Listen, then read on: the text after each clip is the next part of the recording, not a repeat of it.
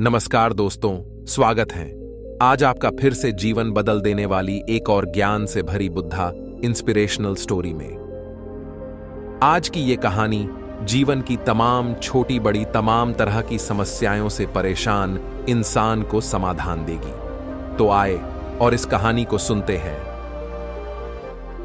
एक किसान अपने गांव की परेशानियों से बहुत दुखी था।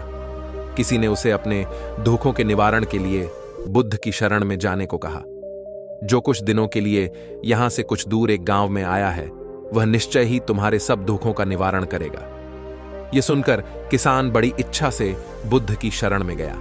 यह सोचकर कि बुद्ध उसे उसकी समस्याओं, मानसिक पीड़ा, तनाव और दुखों से मुक्ति दिलाएंगे, वह बुद्ध के पास पहुंचा।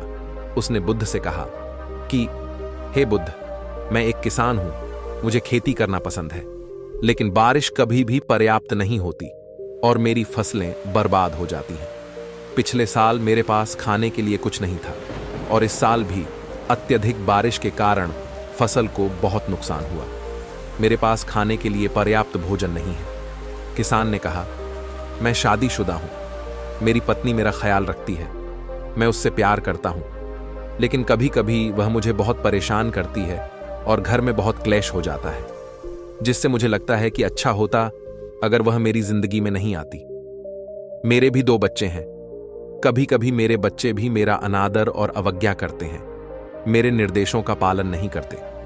किसान लगातार बुद्ध को अपने दुखमय जीवन के बारे में ऐसी तमाम बातें बता रहा है। बुद्ध उस दुखी किसान की समस्या को ध्यान से सुनते रहे। अपनी जिंदगी की सारी परेशानियां बताने के बाद जब उन्हें राहत महसूस हुई तो वह चुप हो गए। अब उसके पास बताने के लिए कोई और समस्या नहीं बची थी। अब वह चुपचाप बैठकर बुद्ध की ओर देख रहा था और अपनी समस्या का समाधान पाने के लिए बुद्ध के उत्तर की प्रतीक्षा कर रहा था। लेकिन बुद्ध चुप थे। किसान ने फिर कहा, हे बुद्ध, मैं आपकी शरण में आया हूं, कृपया मेरे जीवन की इन समस्याओं का समाधान करें। बुद्ध ने कहा, मैं तुम्हारी कोई मदद नहीं कर सकता। किसान आश्चर्यचकित होकर बोला, अरे, ये आप क्या कह रहे हैं? सब कहते हैं कि आप सबके दुख दूर कर देते हैं, तो क्या तुम मेरी समस्याएं हल नहीं करोगे इसलिए कि मैं एक गरीब किसान हूं?